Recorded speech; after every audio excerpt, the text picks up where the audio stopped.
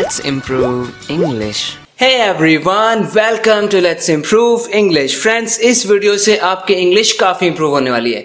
मैं आपकी Hindi to English translation की बहुत अच्छी प्रैक्टिस करवाऊंगा। मैं आपको जब हिंदी का सेंटेंस बताऊं तो आपको सोचना है कि उसे इंग्लिश में कैसे कहा जा सकता है। तो इन सेंटेंसेस की इंग्लिश आप बनाने की कोशिश कीजिए, आपकी बहुत अच्छी प्रैक्टिस होगी।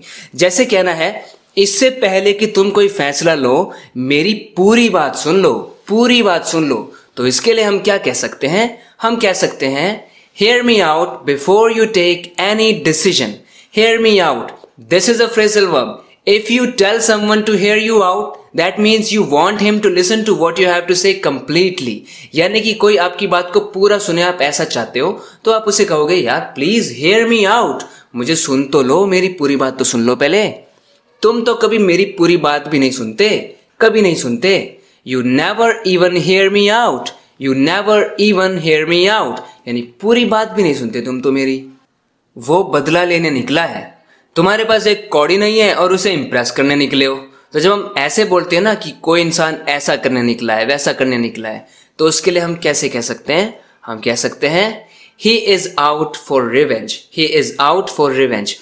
आउट फॉर समथिंग या फिर आउट टू डू समथिंग, इस तरीके से कह सकते हैं। आप सोचिए इस सेंटेंस को हम कैसे कह सकते हैं इंग्लिश में। तो इसे हम कह सकते हैं you don't have a single penny and you are out to impress her, and you are out to impress her. तुम उस जैसे रत्ती भर भी नहीं हो, रत्ती भर भी नहीं हो। तो इस बात के लिए हम इंग्लिश में कैसे कह सकते हैं? You are not a bit like him. कहने का मतलब तो यही है ना कि तुम उस जैसे जरा भी नहीं हो, रत्ती भर भी नहीं हो। You are not a bit like him. तुम्हें वो पसंद है? रत्ती भर भी नहीं। किसी ने पूछा तुम्हें वो पसंद है? रत्ती भर भी नहीं। Do you like him? Not one bit, यानी जरा भी नहीं, रत्ती भर भी नहीं। पता नहीं उसे मुझसे क्या चिढ़ है। तुम्हें मुझसे कोई चिढ़ है क्या? जब इस तरह की बातों को हम इंग्लिश में कहना चाहें तो कैसे कह सकते हैं? हम कह सकते हैं I don't know what she has against me. I don't know what she has against me.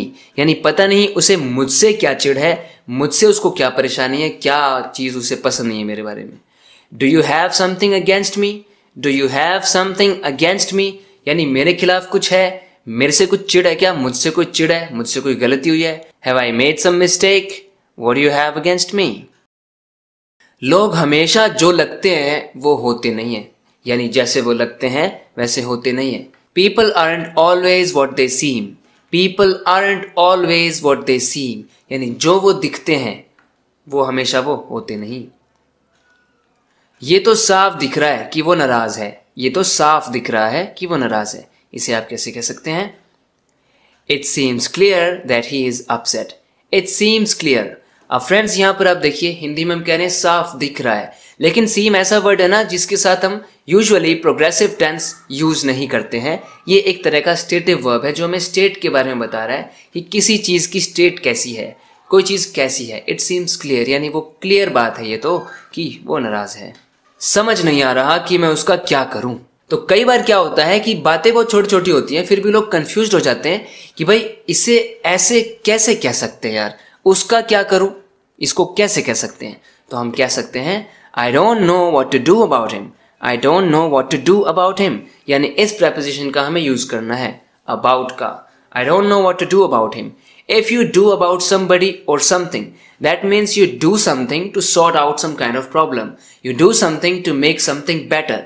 You do something to get to the solution of something.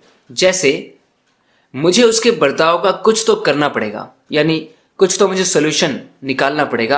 I'll have to deal with his behavior somehow. कुछ ना कुछ solution निकालना पड़ेगा। I will have to do something about his behavior. So do something about something or someone. यानी कि कुछ ऐसा करना जिससे किसी चीज का सोल्यूशन निकले। इस बोतल का ढक्कन नहीं खुल रहा। इसे आप इंग्लिश में कैसे कह सकते हैं? तो इसे हम कह सकते हैं I can't get the lid off this bottle. I can't get the lid off this bottle. If you get something off something else, इसका मतलब होता है आप किसी चीज को किसी दूसरी जगह से हटा रहे हैं, उसे रिमूव कर रहे हैं। You're taking it off, you're getting it off. I can't get the lid off this bottle. अब जैसे तुमने उस डिब्बे का ढक्कन तो खुला ही छोड़ दिया, तो इसे हम कह सकते हैं You left that box with the top off. तो यहां पर मैं आपको बताना चाहता हूं कि इस ढक्कन की जगह पे सिर्फ हम इस तरह से भी हम टॉप बोल सकते हैं। और यहाँ पर टॉप का मतलब क्या हो जाएगा, यही हो जाएगा कि बोतल का जो ऊपर का हिस्सा है, जो बोतल का कैप है, जो बोतल का ढक्कन है, उसको खुला छोड़ दिया है तुमने। यू लेफ्ट दैट बॉक्स, यानी उस बॉक्स, यानी यहाँ पर तो बॉक्स की बात हो रही है, तो आपने उस बॉक्स का ढक्कन खुला छोड़ दिया। You left that box with the top of, यानी उसका टॉप ऑफ ही है, उससे अलग है। ये ऑफ इस टाइप का वर्ड है ना, जो किसी चीज की किसी दूसरी चीज से सेपरेशन दिखाता है ये वर्ड, कि एक चीज से दूसरी चीज कोई अलग है। जैसे यहाँ पे टॉप ऑफ हो गया है, फर्स्ट वाले में था कि इस ढक्कन को यहाँ से हटाओ। ऑफ कोर्स बहुत सारे और भी यूजेस होते हैं। समझाने को बचा ही क्या है, क्या बचा है समझाने को, इसे आप कैसे कह सकते हैं? तो इसे कह सकते हैं what is even left to explain, what is even left to explain. बचा ही क्या है, बचा तक क्या है समझाने के लिए। फ्रेंड्स, इस इवन को मैंने बहुत अच्छे से समझाया हुआ है, उस वीडियो को आप जरूर देखना, आपको बहुत अच्छे से कॉन्सेप्ट क्लियर हो जाएगा। जैसे इसी तरीके से हमें कहना है अब दिखाने को रह ही क्या गया है, रह ही क्या गया है, इसे हम कह सकते हैं what's even left to show, what is even left to show, यानी बचा ही क्या है शो करने के लिए, दिखाने के लिए। इससे तो मामला और बिगड़ सकता है, जो तुम कर रहे हो इससे तो मामला और बिगड़ सकता है। आप इसे कैसे कह सकते हैं? तो इसे हम कह सकते हैं this might make things worse, this might make things worse, यानी इससे तो चीजें और बिगड़ सकती हैं। This might make the matter worse, यानी इससे तो मामला और खराब हो सकता है, चीजें और खराब हो सकती हैं। अब चाहे जो हो, मैं यही करूंगा। I will do this no matter what happens, I will do this no matter what happens. पागल वागल हो क्या, पागल वागल हो क्या?